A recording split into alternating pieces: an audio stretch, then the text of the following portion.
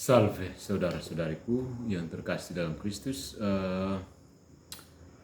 Hari ini kita akan membahas sebuah topik yang krusial dalam sejarah kekristenan, yaitu kanon kitab suci. Sejak reformasi Protestan, terjadi banyak perubahan dalam cara sebagian umat Kristen memahami kitab suci. Namun perubahan ini bukan sekedar perbedaan tafsir, tetapi juga menyangkut pertanyaan fundamental. Kitab suci mana yang benar-benar diilhami oleh Tuhan? Mari kita lihat yang pertama itu Protestantisme dan tantangan terhadap kanon. Di Amerika, kita melihat banyak saudara-saudara kita dari kalangan evangelikal yang mulai kembali ke pangkuan gereja Katolik. Mereka menyadari bahwa kanon Alkitab yang digunakan selama ini ternyata bukanlah kanon yang diakui oleh gereja sejak awal. Kini, pertanyaan yang patut kita ajukan adalah kapan hal yang sama terjadi di Indonesia? Sejarah mencatat bahwa Martin Luther tidak hanya menolak kitab-kitab Deuterokanonika, tetapi juga mengubah cara memahami kitab suci itu sendiri. Dia menyebut kitab-kitab ini sebagai apokrifa, bukan karena dia memiliki alasan historis yang kuat, tetapi karena isinya tidak sesuai dengan teologi pribadinya, khususnya terkait sola fide dan sola scriptura. Ironisnya, meskipun Luther tetap menyarankan agar kitab-kitab ini dibaca, generasi Protestan setelahnya justru membuangnya dari cetakan Alkitab mereka. Apakah ini benar-benar keputusan teologis? Atau mungkin alasan ekonomi juga berperan? Karena percetakan saat itu sangat mahal, bukan? Hari ini saya justru menantang para Protestan. Masukkan kembali kitab-kitab suci yang telah kalian buang. Jika kalian benar-benar ingin kembali ke tradisi awal kekristenan, cetaklah Alkitab sebagaimana yang pertama kali dicetak oleh Johannes Gutenberg dalam Gutenberg Bible yang memuat 73 kitab, bukan hanya 66. Camkan. Poin yang kedua adalah otoritas gereja versus kebingungan Protestan. Perbedaan utama antara gereja Katolik dan Protestan bukan hanya soal kitab mana yang diakui, tetapi juga soal siapa yang memiliki otoritas untuk menentukan ajaran yang benar. Gereja Katolik sejak awal telah diberikan otoritas oleh Kristus sendiri untuk menetapkan ajaran secara definitif. Ketika ada perselisihan doktrinal, gereja menyelesaikannya sekali untuk selamanya melalui magisterium.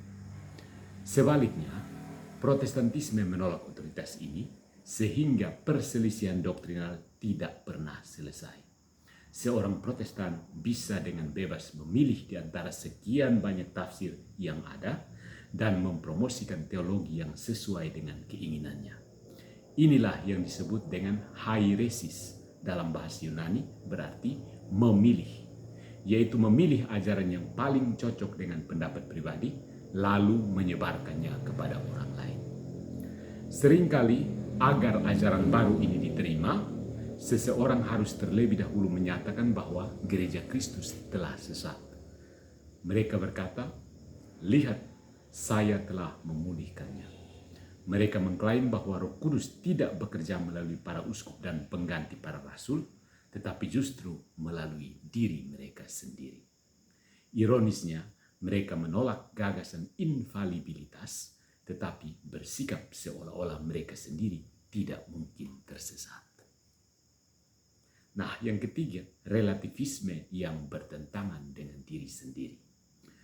Mari kita bahas saudara kita, D. Gingaras.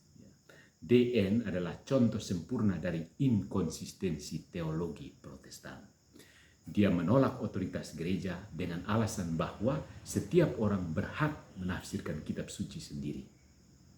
Tetapi jika semua pendapat bisa diterima sebagai benar, mengapa dia mati-matian menolak pandangan para bapak gereja yang justru mendukung kanonisitas Deuterokanonika?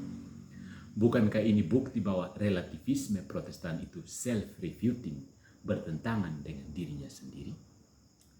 Jadi kesimpulannya adalah kanon 66 kitab adalah inovasi heretik. Pertanyaan terakhir yang harus kita renungkan adalah ini. Gereja mana yang secara resmi hanya menggunakan 66 kitab sebelum Luther dan English Bible Society membuang Deuterokanonika? Jawabannya tidak ada.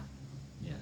Fakta ini membuktikan bahwa kanon 66 kitab adalah inovasi heretik, bukan warisan gereja yang sejati. Maka dari itu, saudara-saudara sekalian, jika kalian benar-benar ingin membaca kitab suci sebagaimana diwariskan oleh para rasul dan bapak gereja, bacalah seluruhnya termasuk Deuterokanonika. Keep calm and read the Deuterokanonika. Thank you. Dan mari kita lihat ketika pendeta Dekingares mengatakan, kalau Anda mengutuk Luther karena tidak percaya Deuterokanonika, berarti Anda harus mengutuk A, mengutuk B, mengutuk C, mengutuk D. Yang tidak atau sengaja disembunyikan oleh Dekingares adalah bahwa ketika gereja menetapkan kanon kitab suci, orang-orang yang dia daftarkan tersebut menerima ketetapan gereja. Luther karena tidak menerima ketetapan gereja, maka terkutuklah dia di situ. Bukan. Jadi bagi Dekingares dan Protestan pada umumnya, perselisihan itu tidak pernah diselesaikan sehingga seorang Protestan bebas memilih untuk membuat doktrinnya sendiri. Selamat berdebat sampai kiamat. Tapi ingat, kalau mau mengenal firman Tuhan, baca kitab suci secara lengkap. Kembalikan 7 buku yang kalian buang itu. Bisa?